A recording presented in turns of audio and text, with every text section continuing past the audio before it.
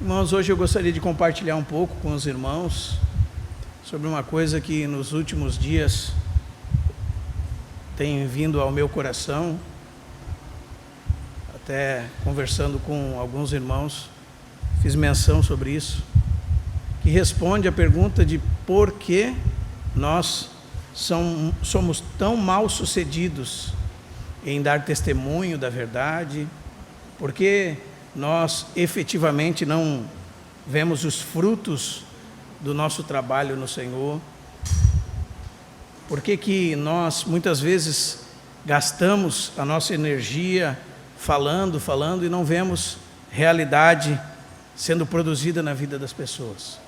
Talvez essa seja uma indagação que você tenha no seu coração e que o Senhor nos ajude a entender que as nossas palavras, elas precisam transmitir vida.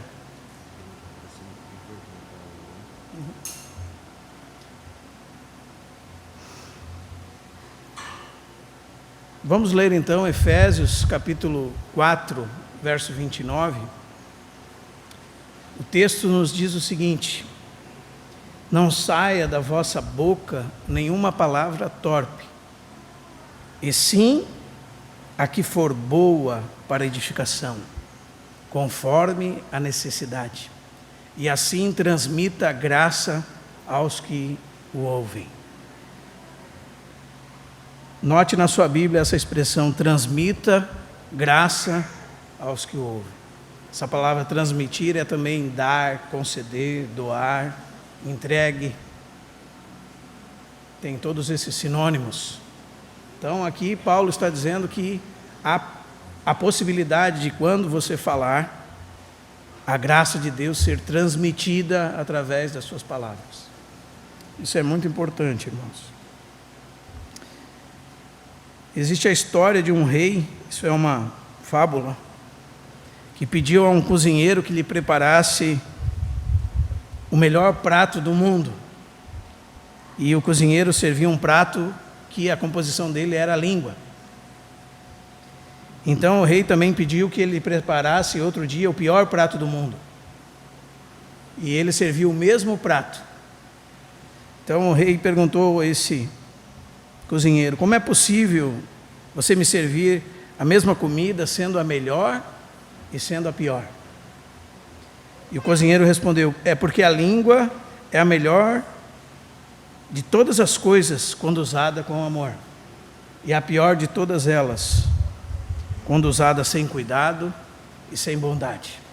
Então, a verdade é que nós precisamos aprender a transmitir a vida de Deus através das nossas palavras. E esse é um motivo porque não há efetividade no nosso comunicar-se e comunicar o Evangelho a outras pessoas. Precisamos aprender o que tem acontecido, como nós devemos estar diante de Deus para que haja resultado, haja efetividade na transmissão da vida de Deus através dos nossos lábios. Para isso, irmãos, eu gostaria de lembrar com os irmãos o que está lá em Provérbios, capítulo 25, verso 11 e 12. O texto nos diz assim: como maçãs de ouro em salvas de prata, assim é a palavra dita ao seu tempo. Como pendentes e joias de ouro puro, assim é o sábio repreensor para o ouvido atento. Também Provérbios 15, 23 diz: o homem se alegra em dar resposta adequada, e a palavra a seu tempo, quão boa é. Veja que enigmática essa expressão de Provérbios 25, 11. Como maçãs de ouro em salvas de prata, ou em bacias de prata e redes de prata, assim é a palavra dada ao seu devido tempo. Irmãos, a palavra de Deus são essas maçãs de ouro. E nós somos os recipientes que essa palavra é transportada. E nós somos, se somos redimidos pelo sangue do Cordeiro, as salvas de prata, ou essas redes de prata. Então, o ouro fala da própria natureza divina, como os irmãos já devem saber muito bem. E é essa figura das maçãs de ouro, da palavra de Deus. Mas nós temos aqui a combinação completa. Para que ela verdadeiramente seja boa a seu tempo, ela deve ser transportada por pessoas redimidas, que foram trabalhadas pela cruz, que esse é o sentido de prata, da própria redenção que há em Cristo Jesus, pessoas que são tratadas. Então, essas salvas devemos ser nós, os mensageiros dessa palavra. E se nós não temos sido tratados e trabalhados, temos impedido a obra do Senhor. Temos falado muito, não tem tido efetividade, não temos transmitido vida, porque temos falhado em sermos bons vasos adequados para transmitir a palavra de Deus. E esse é o motivo pelo qual nós falamos, às vezes nós investimos tempo na vida de alguém, às vezes nós não percebemos, não conseguimos discernir a diferença entre uma discussão, uma simples conversa, com o fato de se já transmitimos a alguém a vida de Deus ou não, através das nossas palavras. Provérbios 18, 21 diz assim: a morte e a vida estão no poder da língua, e o que dela faz uso colherá ou comerá do seu fruto. Algumas pessoas pensam, irmãos, principalmente influenciadas por um movimento chamado a Palavra da Fé, que é um movimento que mistura a ciência cristã com o cristianismo. Algumas pessoas pensam que a nossa palavra tem poder, e pensam que esse texto de Provérbios se relaciona com isso, como se nós fôssemos a fonte da vida que é transmitida através das nossas palavras. Mas quando nós lemos as Escrituras, nós percebemos que isso não é verdade. Isso é uma heresia, principalmente moderna, quando as pessoas dizem assim: se você ter uma fé forte e você pronunciar palavras de fé, então tudo aquilo que você pronunciar vai acontecer. A Bíblia não diz isso.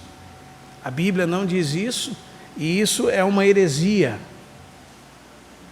Porque o único que tem poder de dar vida através da sua palavra é Deus. Deus é o detentor da palavra criadora. Quando Deus fala, as coisas vêm à existência. E nós somos muito atingidos no Brasil, principalmente os irmãos de linha neopentecostal, por essa questão equivocada. Cuidado o que você fala, a sua palavra tem poder, não é? Quantas vezes você já ouviu isso? A vida está no poder da sua palavra. Isso é uma mentira, irmãos. Faça o teste, mande a sua mulher bem grossamente fazer um café e veja se vai funcionar, veja se a sua palavra tem poder, não é? Ou para muitos aqui, mande seu cachorro para fora de casa, vai para a rua, veja se ele lhe obedece. A palavra que tem poder é a palavra de Deus, pronunciada pela boca de Deus. Nós somos meramente os vasos, aqueles instrumentos pelos quais Deus transmite a sua palavra. Se é Cristo falando, se é a verdade de Cristo, no Espírito e na vida de Cristo, então há resultado. E nós precisamos sim preparar o vaso para conter estas verdades. E que nós sejamos instrumentos e que nós não impidamos a Deus de fazer a sua obra. Que nós simplesmente sejamos essas redes de prata que tem dentro de si maçãs de ouro. A maçã é algo apetitoso. Me lembro que hoje não mais, né, irmãos? É difícil você achar uma maçã que você sente o cheiro dela. Mas na minha infância, quando você passava na frente de uma frutaria, de uma verdureira, você era atraído pelo cheiro daquelas maçãs. Não é verdade? Quando você vai num lugar que ainda se planta essas maçãs que são exportadas hoje, então você é atraído pelo cheiro delas, não é? Esta é a palavra de Deus. Essa é a palavra de Deus que atrai o homem. Essa é a palavra divina, poderosa para salvar as nossas almas. Essa é a palavra que é viva, eficaz. É ela sim que é mais penetrante que uma espada de 2 gumes. É ela que penetra a ponto de dividir a alma, espírito, juntas e medulas. E é ela que discerne os pensamentos, as intenções do coração. É ela que revela e que nada fica escondido na sua presença. Ela desnuda os nossos corações. Às vezes parece que quando nós estamos falando a palavra de Deus com vida, os corações dos homens estão sendo rasgados e parece que eles ficam até envergonhados, porque a palavra de Deus mostra aquilo que está no coração deles. Mostra aquilo que está no pensamento deles. A palavra de Deus responde às indagações dos corações. Revela o que está mais escondido nos corações. Essa é a poderosa palavra de Deus. E se nós não temos sido bons vasos, o que devemos fazer, irmãos? Devemos nos submeter ao Senhor verdadeiramente. Buscar que a cruz trabalhe em nós. Tirar todos os impedimentos do caminho. Tirar tudo que atrapalha o trabalhar do Senhor em nós. Para que, quando nós falarmos, as nossas palavras sejam como recipientes que levam a vida de Deus pelo Espírito ao coração das pessoas. Era assim com Jesus, irmãos. Conversando com o Filipe, eu disse ao Filipe, você lembra que está escrito em João capítulo 7 que o Sinédrio mandou guardas para prender Jesus. E aqueles guardas foram até onde Jesus estava e ficaram ouvindo Jesus falar. E quando eles voltaram sem Jesus, eles foram perguntados, onde ele está? Por que não o trouxeste? O que eles disseram, irmãos? Ninguém jamais falou como esse homem. Não é a quantidade de coisas que nós falamos. Não é pelo muito falar. Mas palavras de vida. Quando Jesus multiplicou os pães, em João capítulo 6, ele falou aquele duro discurso, que ele mesmo era o pão vivo que desceu do céu, e quem não comesse da sua carne, não bebesse do seu sangue, não tinha parte com ele. O texto diz que muitos, depois dessas palavras, não mais o seguiram.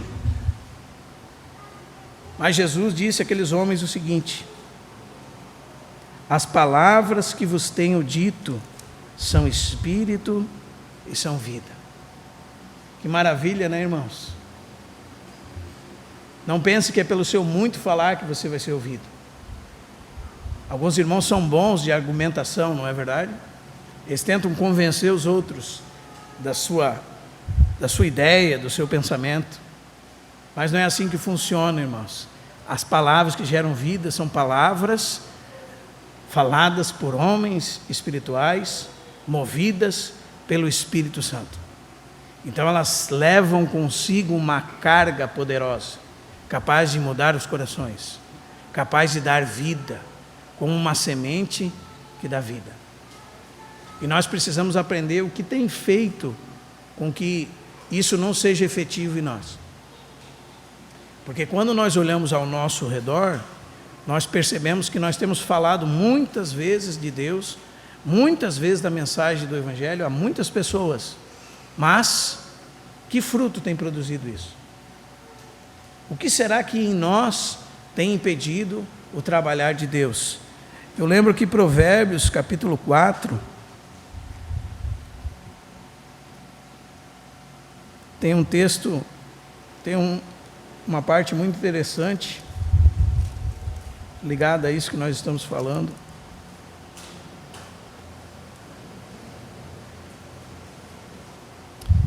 Verso 20 diz assim: filho meu, atenta nas minhas palavras e aos meus ensinamentos inclina os ouvidos.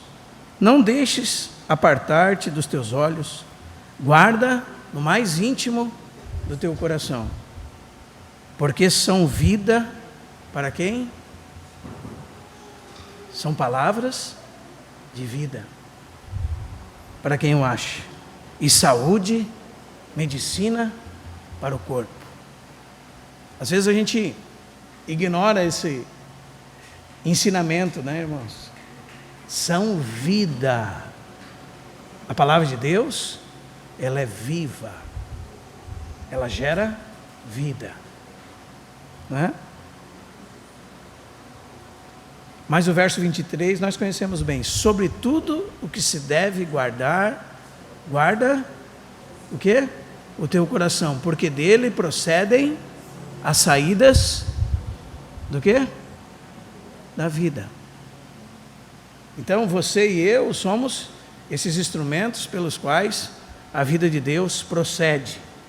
Quem lembra do que Jesus disse aos pés daquela escadaria em João capítulo 7? Aquele que tem sede, vem a mim e beba.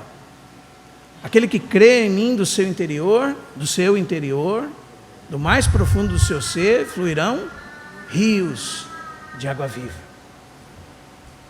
Esse é o mesmo rio que ele disse que se a mulher samaritana bebesse, jamais ela voltaria a ter sede. E esse rio se tornaria uma fonte a jorrar dentro dela. Essa água da vida, que é o próprio Senhor Jesus. A vida se manifestou, de João no seu capítulo 1. E nós já temos visto, e dela damos testemunho. A vida eterna que estava com o Pai nos foi manifestada. Então, o que é, irmãos, essa vida que nós pronunciamos através dos nossos lábios? É a própria pessoa do Senhor Jesus. Pensa que glória, irmãos. Esse é o assunto da nossa mensagem. Mas por que nos cansamos em falar do Senhor Jesus e não tem produtividade? Porque o vaso está corrompido. Porque o vaso tem se ocupado em levar dentro de si outras substâncias. É por isso. Por isso que Mateus 12:34 diz: a boca fala o que está cheio o coração. Então, se o nosso coração tem dentro dele um monte de misturas, as nossas palavras não são efetivas. E por mais que nós sejamos desejosos de que outras pessoas conheçam o Senhor e recebam dessa mesma vida que nós recebemos, nós não temos sido vasos adequados para conter a Deus. E essa questão dos vasos não é uma invenção minha, irmãos. É só os irmãos lerem 2 Timóteo, capítulo 2. Os irmãos vão ver que numa grande casa há vasos de honra e de desonra. Então nós queremos ser vasos de honra, úteis ao seu possuidor, preparados para toda boa obra. Se nós formos esses vasos adequados, Deus poderá gerar vida através de nós. Não haverá impedimentos. Nós estaremos disponíveis para o Senhor e o Senhor é poderoso para fazer. Mas, por que não tem acontecido através de mim e de você? Por que nós nos encontramos com pessoas que não têm a Deus e nós não nos preocupamos com elas? Ou se nos preocupamos quando falamos alguma coisa, não há nenhuma efetividade nas nossas palavras, irmãos. Porque nós temos misturado a água.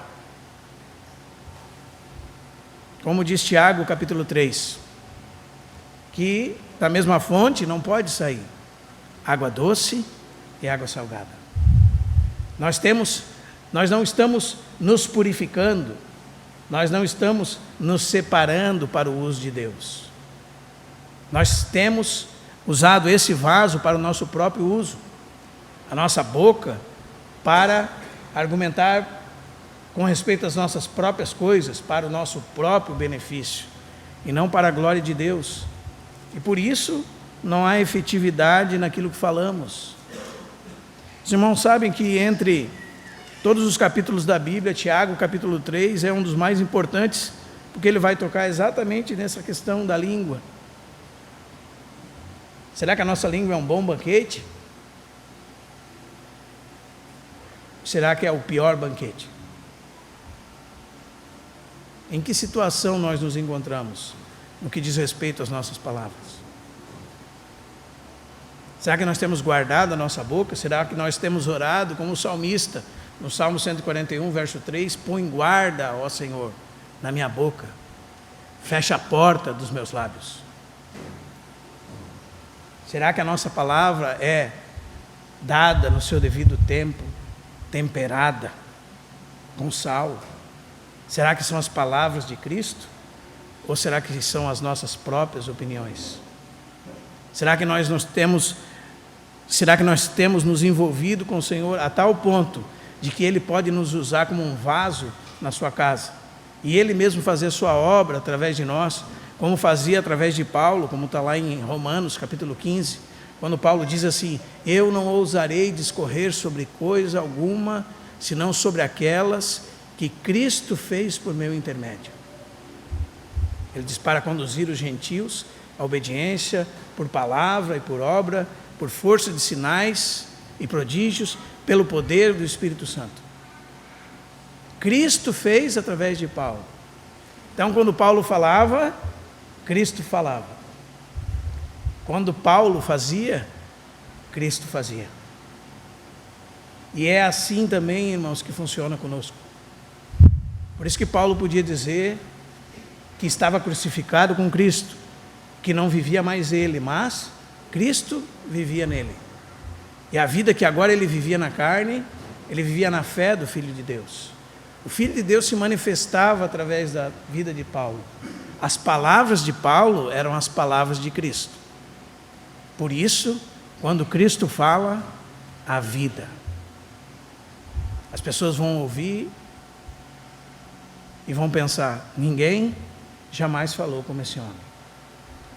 Eles vão sentir os seus corações arderem, como está lá em Lucas 24.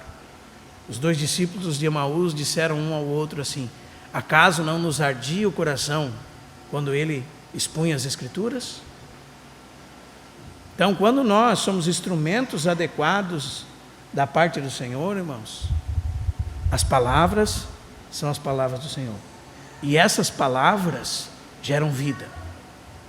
Então nós precisamos esquadrinhar o nosso coração e ver o que tem impedido que o Senhor trabalhe através de nós. E uma das coisas é justamente essa: você está misturado, o seu coração está cheio do quê? Né? Qual é o seu tesouro? Onde está o seu coração? O que tem dentro de você? Qual é a substância que ocupa o seu vaso? O que você pensa? No que você gasta o seu tempo, os seus recursos? O que você anda meditando? Com o que você está se ocupando? O que você tem colocado dentro de si? São as coisas do Senhor ou são as coisas dessa vida? A boca vai falar o que está cheio o coração. Se você está cheio de vida, ao alguém esbarrar em você, ele vai receber vida. Então, você não vai precisar pensar muito sobre o que vai falar, porque o Senhor mesmo vai te direcionar naquilo que tu tens recebido dele, naquilo que eu tenho recebido dele. E isso vai ser uma coisa natural. Sabe, irmãos, às vezes na religiosidade nós tentamos forçar as coisas, não é verdade? Eu preciso falar de Jesus, mas você não tem relação com Jesus, intimidade com Jesus. Você não tem parado para ouvir as palavras de Jesus, para ser ministrado pela vida de Jesus, pelo Espírito de Jesus. E aí você pensa: não, mas eu como um cristão tenho que falar muitas coisas. Talvez não, talvez você tenha que ficar de boca fechada, até que verdadeiramente você pare de impedir o trabalho de Deus, até que a cruz opere no seu e no meu coração, para que sejamos vasos de honra, não como diz Provérbios, vasos cheios de impurezas. Que as nossas palavras sejam verdadeiramente as palavras de Cristo, irmãos. Como é que nós vamos fazer isso, se nós não fazemos nenhum esforço para nos relacionar com Deus, para ocupar nosso tempo com a palavra de Deus, para ocupar nosso tempo em depositar dentro de nós a palavra de Deus? e nos relacionarmos com Deus, de fato. E nós não nos preocupamos nem mesmo em estar em atividade, sendo fiel nas pequenas coisas que já nos foram confiadas.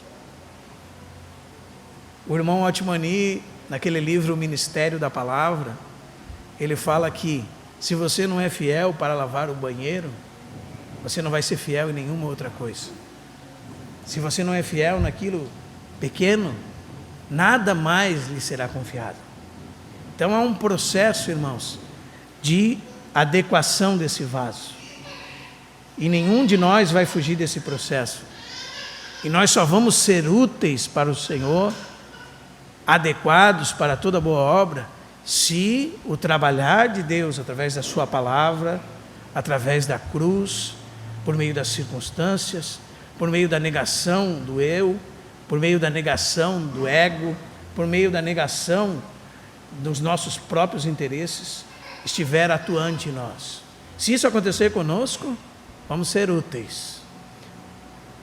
E talvez para muitos que ouvem isso, podem pensar o seguinte: mas então eu vou perder muito.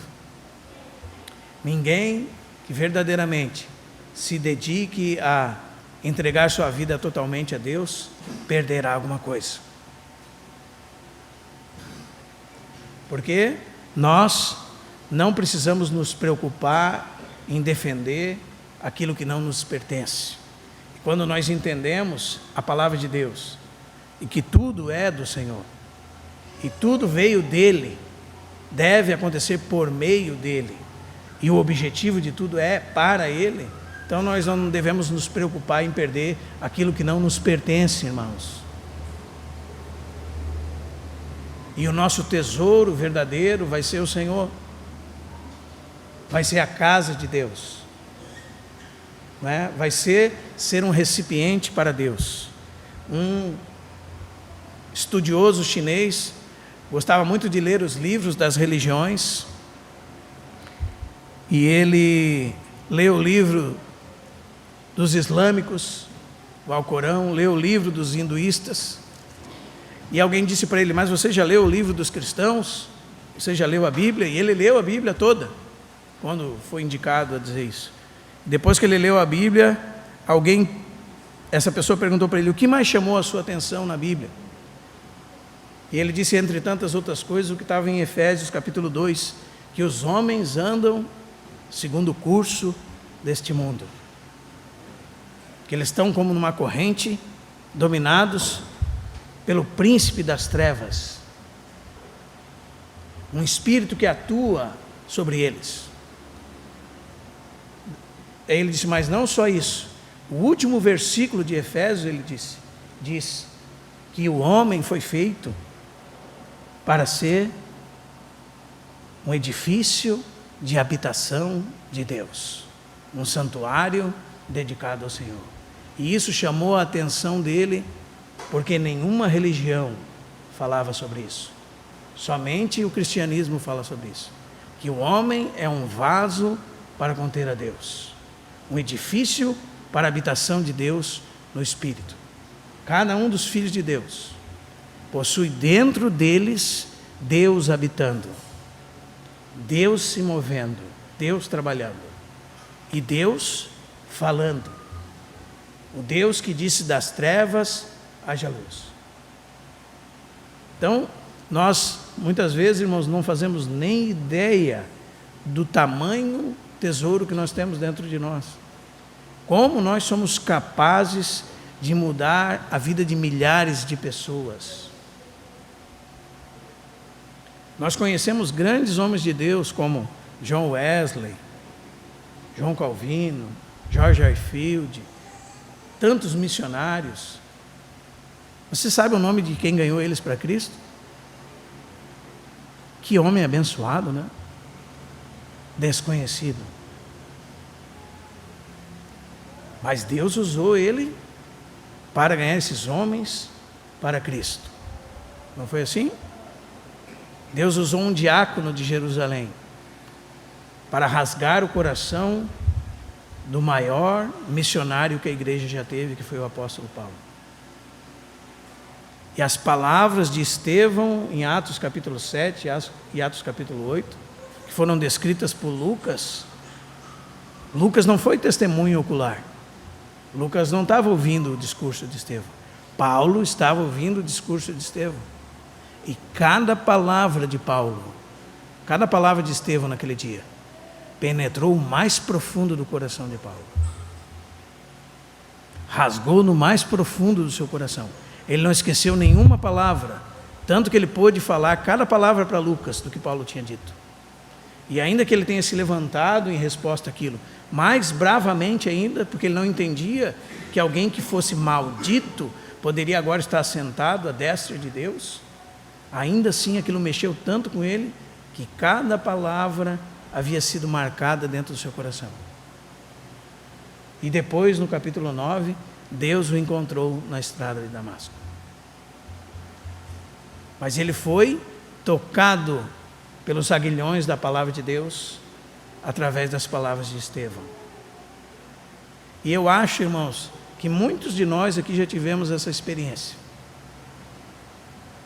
De um dia, e você vai saber onde você estava, a hora, às vezes, que você estava, se você estava no carro, se você estava no escritório, se você estava no trabalho, onde você estava, quem falou com você, que as palavras eram cheias de vida, que elas tinham um peso que arrebentava o seu coração. Talvez você já tenha tido essa experiência, espero que sim. Porque essas são palavras de vida.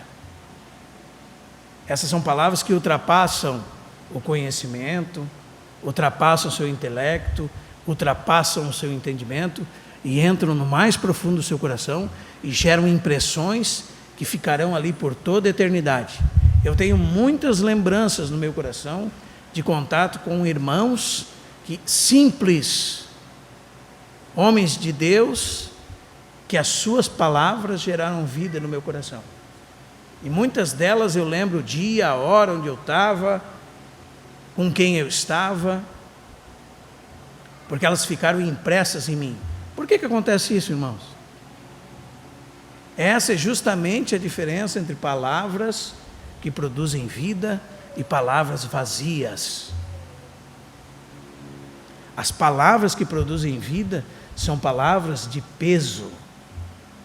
São palavras que revelam a glória de Deus, que elas estão sendo pronunciadas pelos servos de Deus e têm o aval, elas têm o espírito da palavra, elas têm o peso da glória de Deus. Elas vão entrando no coração dos homens e transformando esses corações.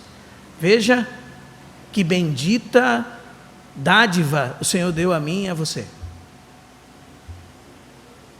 O poder, não nosso, mas dele, de transformar a vida das pessoas, de alterar o coração das pessoas, de derrubar as fortalezas que se levantam contra o conhecimento de Deus, de levar todo o pensamento cativo à obediência de Cristo. Não por argumentação humana, não por força, não por violência, não por discursos acalorados, mas pelo Espírito.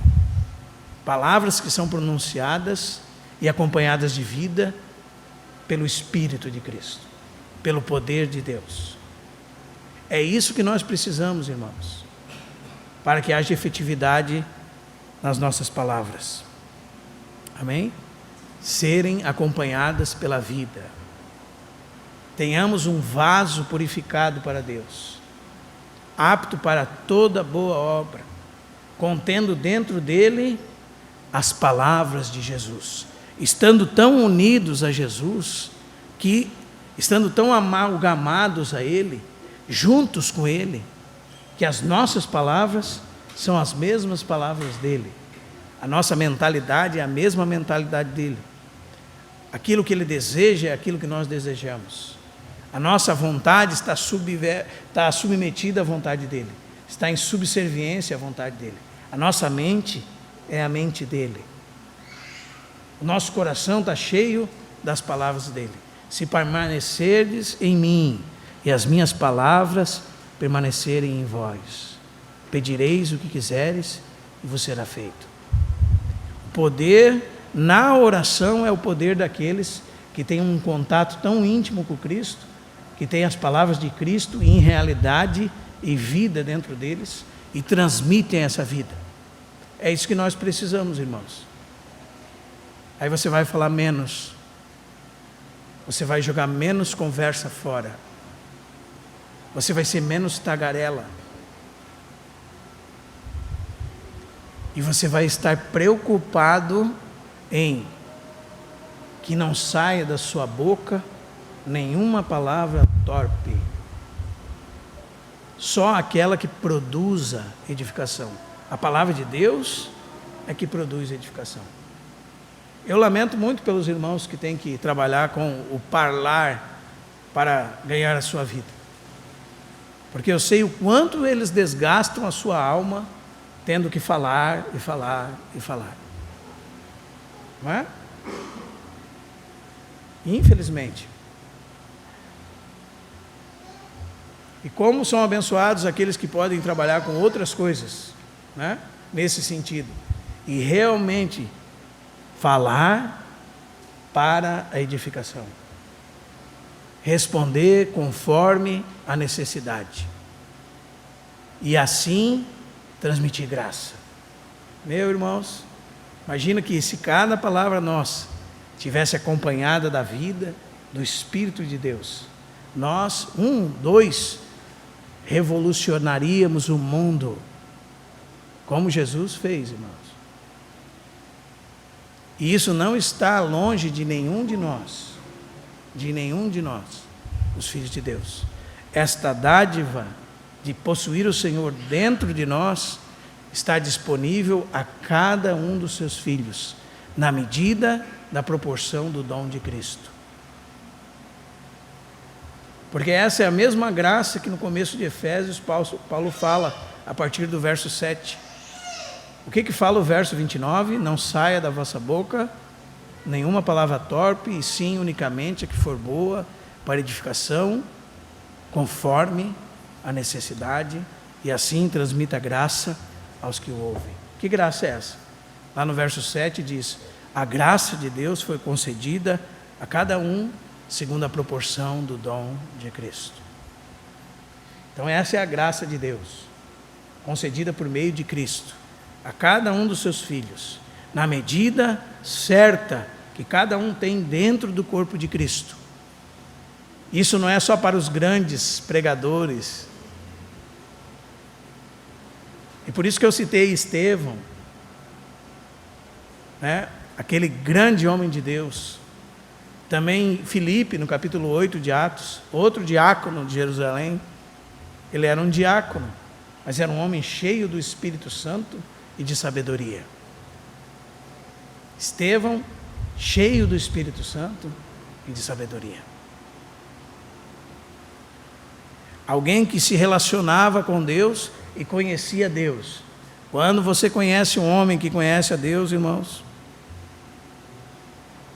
às vezes até o olhar dele te constrange.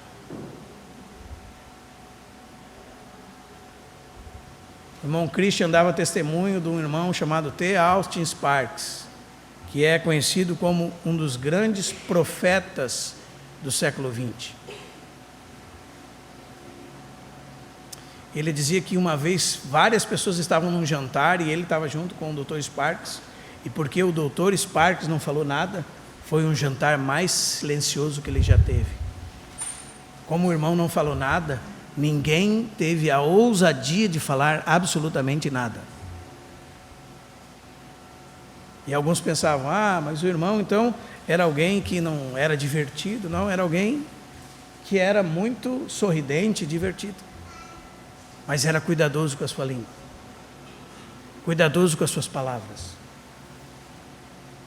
cuidadoso porque sabia que ele era um vaso de Deus para a ministração da vida de Deus, e ele se ocupava com isso.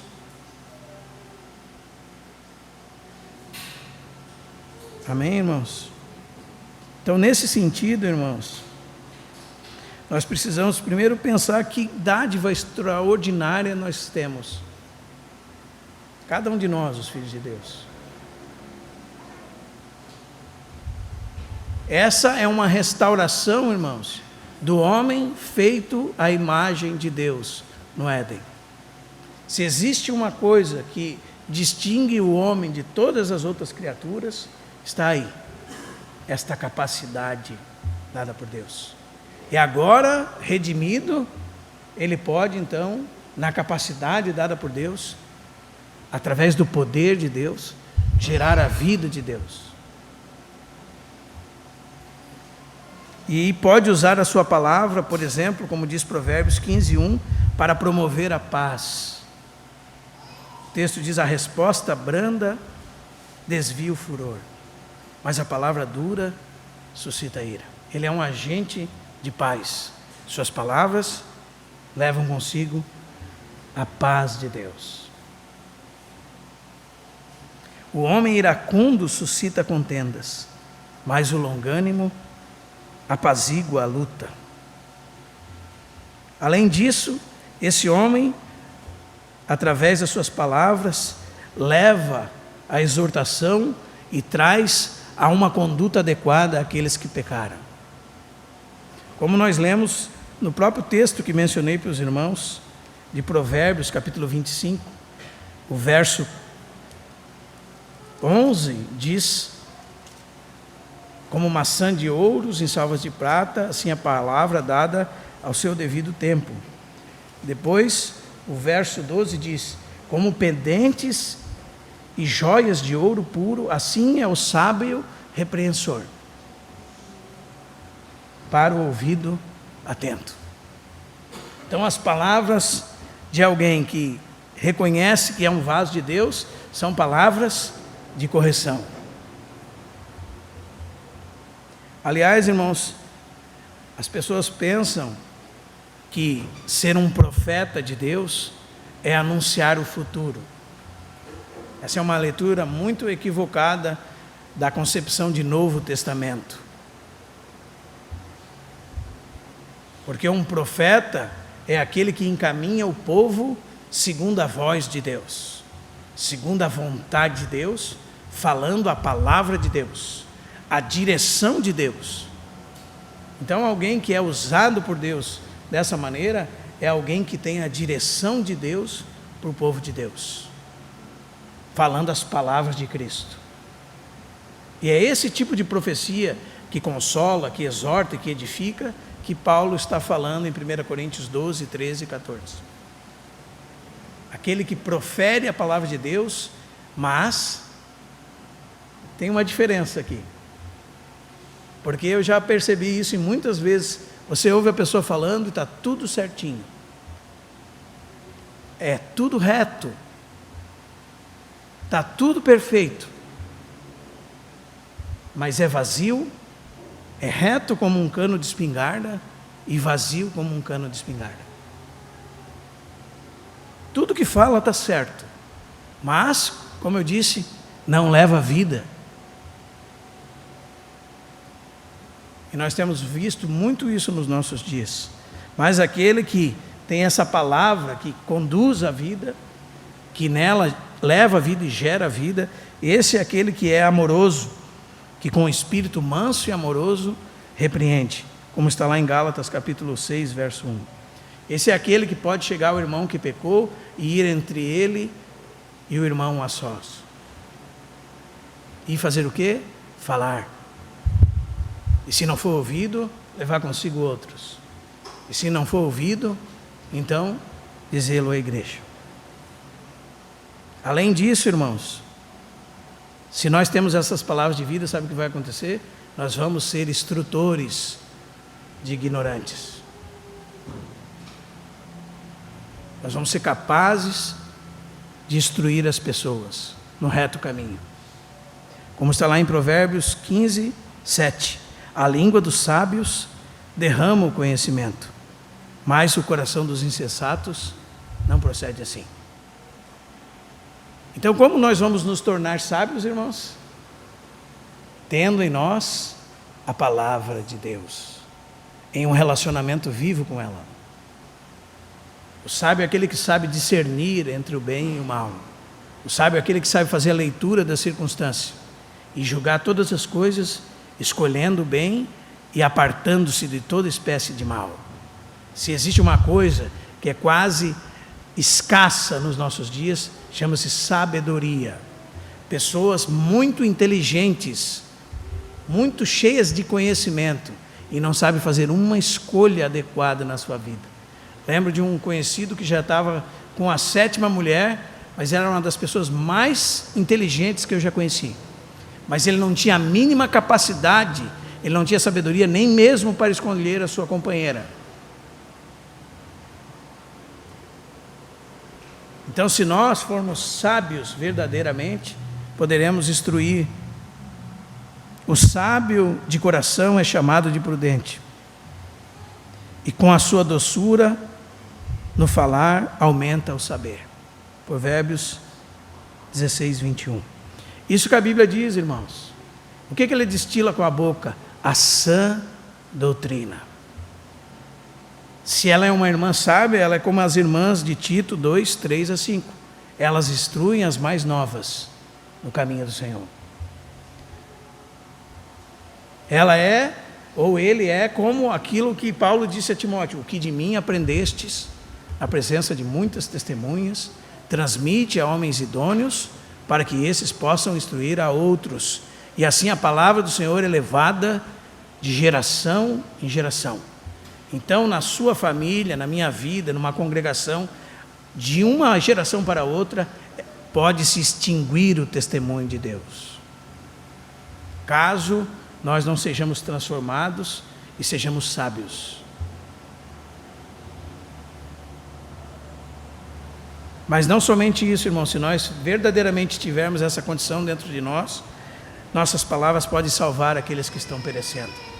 E existe um texto de Provérbios, no capítulo 24, que é bem interessante. Ele é um texto que está ligado a você não deixar de dar testemunho, porque às vezes você conhece a verdade, deixa de dar testemunho, e naquela condição uma pessoa poderia ser condenada à morte, porque pela boca de 2 testemunhas ela poderia ser condenada à morte. E se você tivesse visto a verdade e você não testemunhasse, o sangue daquela pessoa cairia sobre você. E é bem interessante isso, não é, irmãos? Por quê? Porque se o Provérbios fala de nós salvarmos prisioneiros da execução, imagina o que fala para nós que podemos salvar pecadores do juízo eterno. E Provérbios diz o seguinte: livra os que estão sendo levados para a morte, e salva os que cambaleiam indo para serem mortos. Isso é, se você está vendo alguém que você conhece o que aconteceu genuinamente, e você não se mete naquela questão, e aquela pessoa vai morrer por sua causa, porque você não deu testemunho, a instrução de Provérbio é: não faça isso. E o sábio continua dizendo o seguinte: se disseres, não o soubemos, veja, irmão, não o perceberá aquele que pesa os corações? Como se você disser: não quero me envolver com isso. Deus não percebe? Você vai enganar Deus?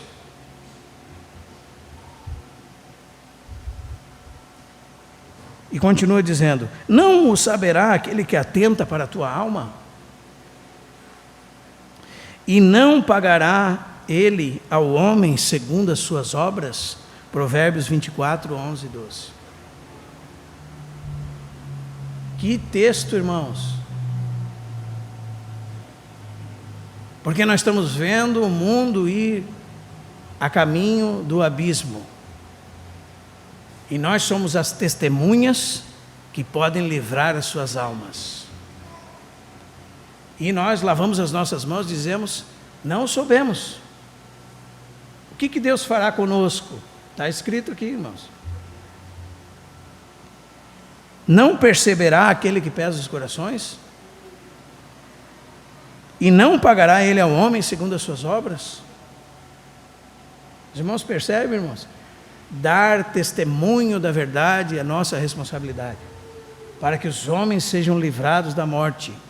E é isso que é capaz de fazer a palavra dada a seu devido tempo, a livrar a alma da morte. Amém? As nossas palavras também podem encorajar os aflitos, como diz Provérbios 12, 25. A ansiedade do coração do homem o abate, mas a boa palavra o alegra, o encoraja. As palavras agradáveis são como favos de mel, doces para a alma e medicina para o corpo. Provérbios 16, 24. Então daí a pergunta para nós é a seguinte: como nós temos usado a nossa boca, irmãos? Para produzir vida ou para produzir morte? Como é que está a condição do nosso vaso, irmãos? Será que a condição do nosso vaso não é ruim e por isso as pessoas não são transformadas ao nosso redor? Este é um fato inescapável, irmãos. E estimulando a todos nós, irmãos, quanto mais nós repartimos, mais nós somos cheios. Esse é um princípio divino. Quanto mais diminuímos, mais nós somos cheios. Quanto mais nós nos doamos, mais nós estamos cheios. Esse é o princípio que você encontra nesse mesmo milagre de Jesus, que pegou 5 pães e 2 peixinhos e alimentou 5.000 homens.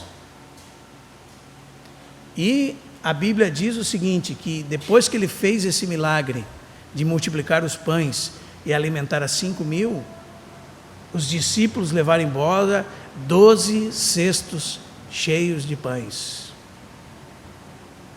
Eles tinham 5 pães e 2 peixinhos. E não é um cesto igual você leva para o mercado. Segundo Marcos, é um cesto que era do tamanho de um homem.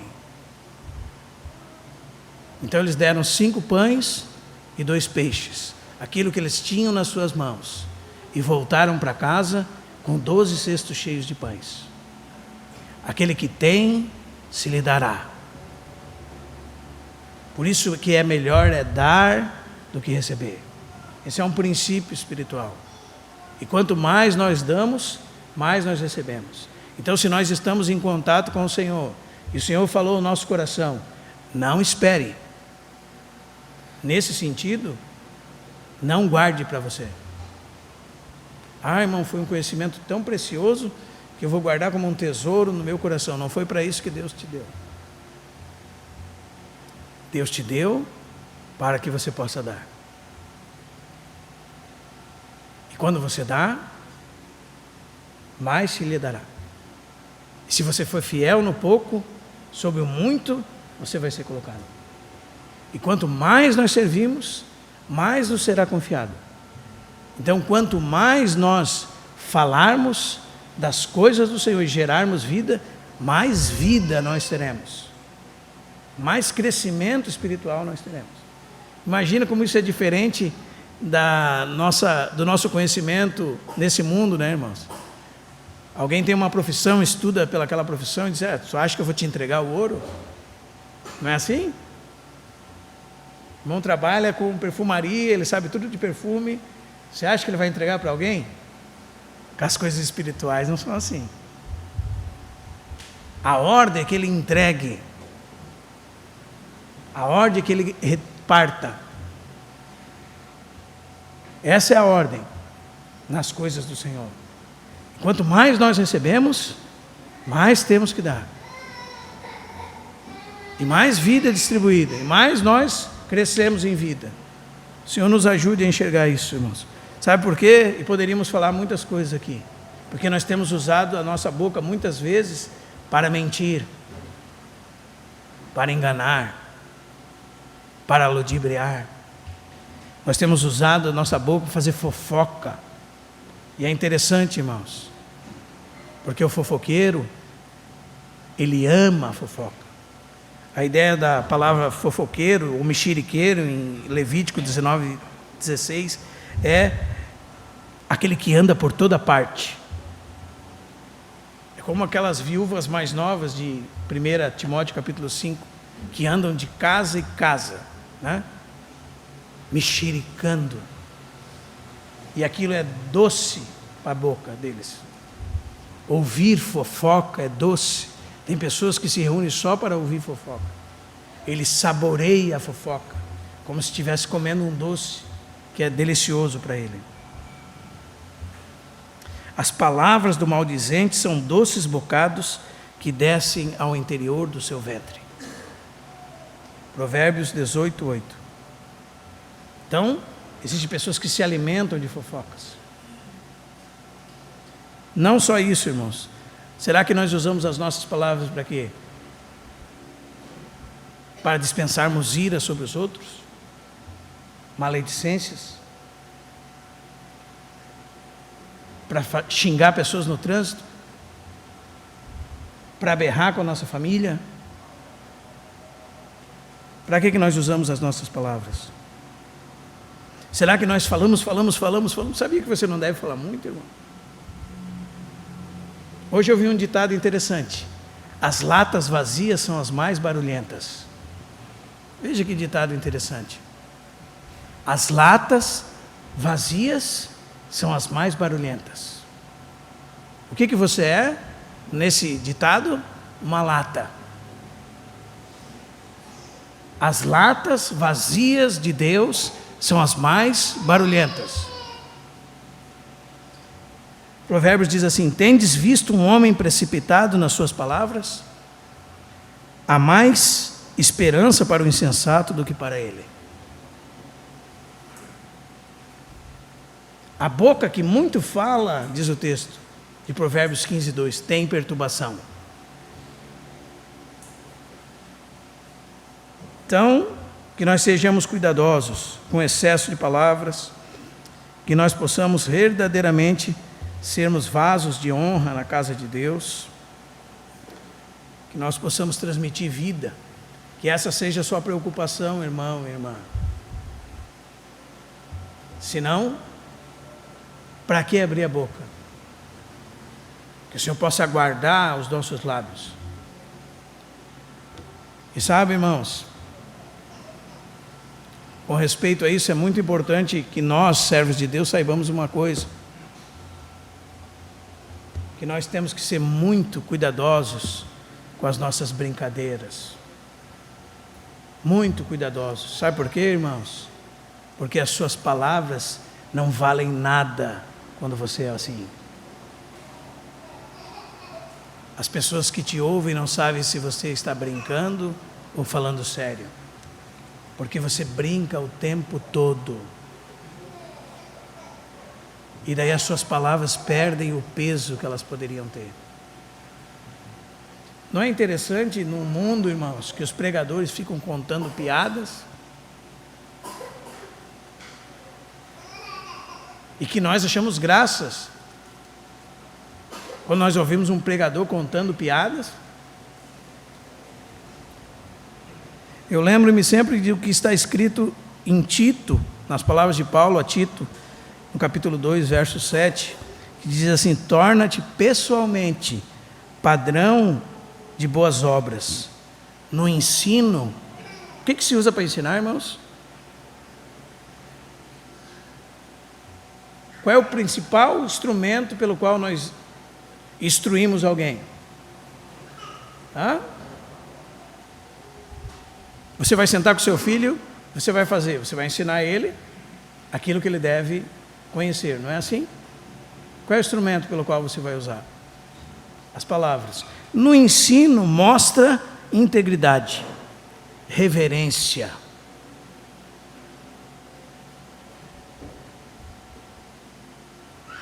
Irreverência é coisa de ímpio.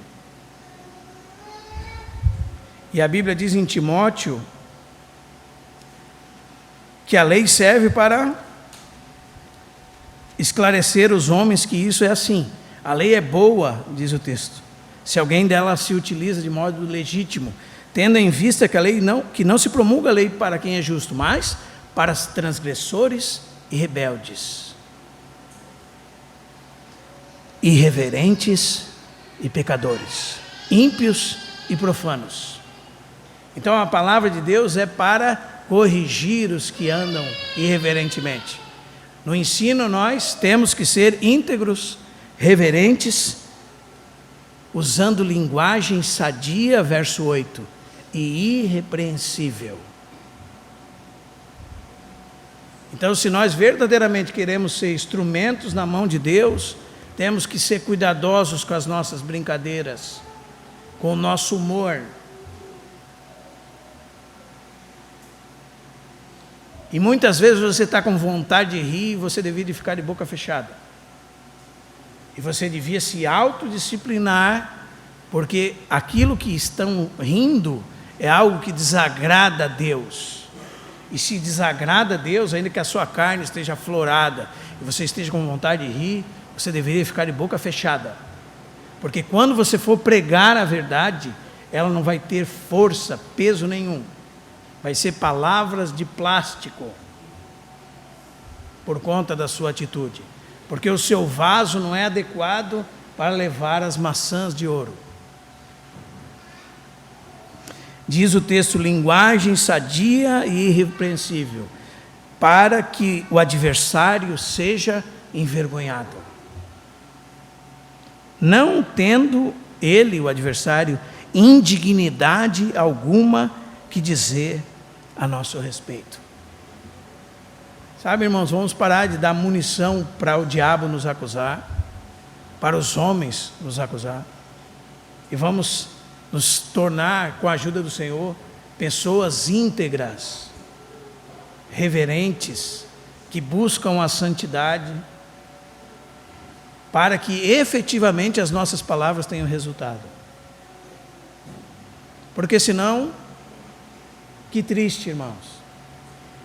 Quando você ouve de homens de Deus em toda a história, que as suas palavras tinham o peso da glória de Deus, você vê que eles eram vasos que se consagraram adequadamente para levar a palavra de Deus. Eram pessoas consagradas a Deus e dedicadas a Deus. Por isso, quando eles falavam, eu lembro que o Dr. J. Packer, que foi um grande homem de Deus que já partiu, ele disse que quando ele ouvia outro homem de Deus chamado Dr. Martin Lloyd Jones, ele dizia que sentado na sua cadeira, ele estava naquela capela de Westminster, até o momento em que o irmão começava a pregar as Escrituras. Porque ele começava sentado naquelas cadeiras, quando o irmão começava a pregar as Escrituras. Mas o irmão, através da palavra de Deus, cheia do Espírito de Deus, o pegava pela mão e o levava a sentar-se no lado de Deus no céu.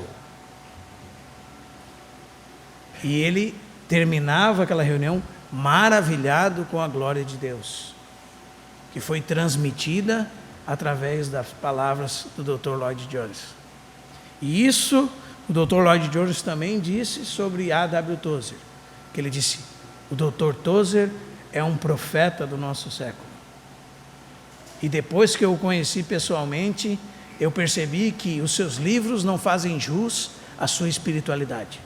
E olha que os livros dele demonstram muita vida e espiritualidade. Um homem que conhecia o Senhor e que conhecia de fato o Senhor, mas que pessoalmente era muito mais rico, com muito mais vida do que aquilo que estava contido nos seus livros. E se você já teve experiência de estar com alguém que verdadeiramente é espiritual, essas experiências marcam as nossas vidas. Essas palavras ficam cravadas no nosso coração. Parece que o Espírito Santo pega essas palavras e imprime na tábua dos nossos corações. Imagine, irmãos, que eficácia é alguém que tem isto consigo por conta da graça e da misericórdia de Deus. E sabe quem é esse alguém? Pode ser eu e pode ser você. É só nós genuinamente nos consagrarmos a Deus, buscarmos ter um vaso adequado de honra para Deus. Ah, irmão, então não é simples assim. Amém? Onde está o teu tesouro? ali está o seu coração. Aquele que prevalece nessa terra não prevalece diante de Deus. Aquele que vence nessa terra não é vencedor diante de Deus. A verdadeira vitória espiritual é vencida nos lugares celestiais. Homens espirituais, mulheres espirituais. E quando elas estão em contato com Deus, quando elas vêm da parte de Deus, elas vêm como Estevão, irmãos. Diz que todo o sinédrio colocava os olhos em Estevão e diz que o seu rosto brilhava como o rosto de um anjo. Imaginem você presenciar algo assim, irmão. A glória de Deus se manifestando através de um servo de Deus. E isso era para um homem simples, cheio do Espírito Santo como Estevão. E também está disponível para mim e para você. Só que nós temos trocado as coisas que têm valor pelas que não têm valor nenhum. Então que o Senhor nos ajude, que a sua palavra nos conserte desse erro. Amém? Para que efetivamente nós possamos ver que o Senhor está trabalhando através de nós. Que o Espírito Santo está produzindo frutos. Quantas pessoas você tem à sua volta todos os dias? Por que elas não são cristãs ainda? Por que não receberam vida nenhuma ainda?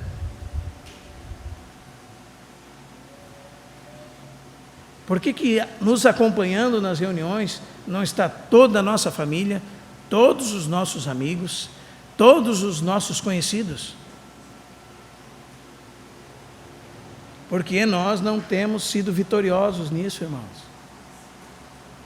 E o primeiro passo para nós mudarmos esse quadro é nós reconhecermos que somos vasos inadequados e pedir misericórdia de Deus para que nós possamos transformar o ambiente ao nosso redor, ou melhor, que o Senhor possa transformar todas as coisas à nossa volta, que nós não sejamos impedimento para Ele.